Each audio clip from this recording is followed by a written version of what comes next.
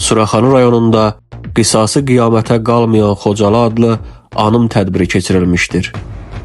25 fevral 2026-cı il tarixində Suraxanı rayonu 84 nömrəli tam orta məktəbdə Yeni Azərbaycan Partiyası Suraxanı rayon təşkilatının, Əmircan Bələdiyyəsinin və 84 nömrəli tam orta məktəbin birgə təqdimatında Xocalı soyqırımının 34-cü il dönümünə həsr olunmuş qisası qiyamətə qalmayan Xocalı adlı anım tədbiri keçirilmişdir.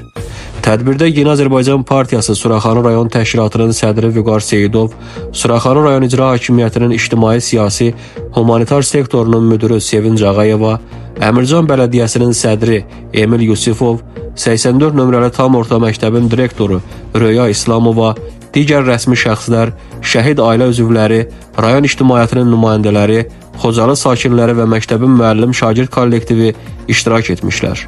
Tədbirdə Ulu Öndər Heydər Əliyevin Azərbaycanın ərazi bütövlüyü, dövlət müstəqilliyi, suverenliyi uğrunda canını fəda etmiş qəhrəman vətən övladlarının və Xocalı soyqırımı qurbanlarının əziz xatirəsi bir dəqiqəlik sükutla yad edilib.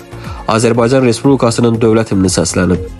Məktəbin şagirdlərinin ifasında o günlərə həsr olunmuş Xocalı həqiqətlərini özündə ehtiva edən Ananın xəyalı və ya Gerçəkləşən arzular adlı səhnəcik və Xocalım adlı şeir kompozisiyası təqdim olunmuşdur.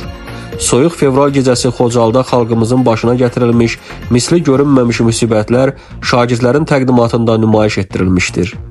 Tədbirin rəsmi hissəsini giriş sözü ilə açan 84 nömrəli tam orta məktəbin direktoru Röya İslamova qonaqları salamlayaraq dedi ki, tədris ocaqlarında Azərbaycanın qan yaddaşının öyrənilməsi, dərsdənkənar tədbirlər vasitəsilə yeniyetmələrin yaddaşına, şuur altına yazılması böyük əhəmiyyət kəsb edir. Yeni Azərbaycan Partiyası Suraxanı rayon təşkilatının sədri Vüqar Seyidov geniş nitq hissəsi ilə çıxış edərək Xocalı soyqırımının səbəblərini, nəticələrini, xalqımızın başına gətirilən tarixi faciələri ətraflı təhlil etmişdir. Yerli təşkilatın sədri onu da qeyd etmişdir ki, hər il xalqımız Xocalı soyqırımını böyük kədər, qəm-qüssə ilə anır. Şəhidlərimizin ruhuna dualar oxuyur. Son illər isə soyqırımın il dönümləri qalib xalq kimi yad edilir. Çünki 34 il əvvəl ermənilər tərəfindən işğal edilmiş torpaqlarımız azadlığa qovuşub. Prezident Ali Baş Komandan Cənab İlham Əliyevin rəhbərliyi ilə Müzəffər Azərbaycan ordusu Ermənistanın işğalçılıq siyasətinə son qoydu. Düşməni işğal etdiyi ərazilərimizdən qovdu. 200 ildən artıq müddətdə xalqımıza qarşı düşmənçilik siyasəti yeridən qəddar düşmən ordusu darmadağın edildi. Xocalı soyqırımı qurbanlarının, həmçinin digər şəhidlərimizin qisası qiyamətə qalmadı.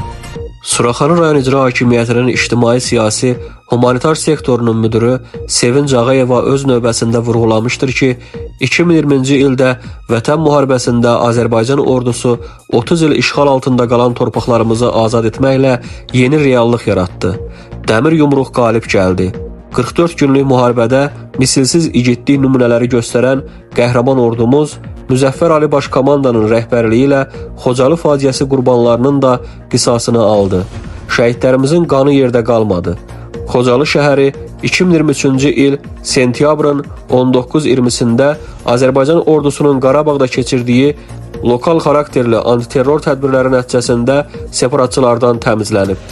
Əmircan Bələdiyyəsinin sədri Emil Yusifov çıxış edərək Prezident Cənab İlham Əliyevin rəhbərliyi ilə həyata keçirilən böyük qayıdış proqramına toxunaraq bildirmişdir ki, Xocalının yeni mənzərəsi, orada yaradılmış şərait, uzun illər məcburi köçkün həyatı yaşayan, əzablar çəkmiş Xocalı sakinlərinə layiq olduqları həyat yaşamalarına imkan verəcək.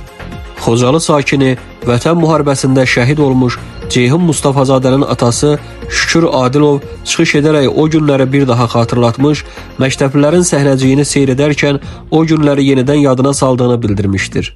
O qeyd etmişdir ki, Ali Baş Komandanın iradəsi nəticəsində oğlu Ceyhun kimi yüzlərlə qəhrəmanın canı, qanı hesabına Qundaqda, Qucaqda Xocalını tərk edən körpələr tank üstündə Xocalıya daxil olmuşlar. Natiqlərin mövzu ilə bağlı çıxışlarından sonra Yeni Azərbaycan Partiyası Suraxanı rayon təşkilatının, Suraxanı rayonu Əmircan Bələdiyyəsinin və 84 nömrəli tam orta məktəbin birgə təqdimatında Xocalı soyqırımının 34-cü il dönümünə həsr olunmuş qisası qiyamətə qalmayan Xocalı adlı anım tədbiri başa çatmışdır.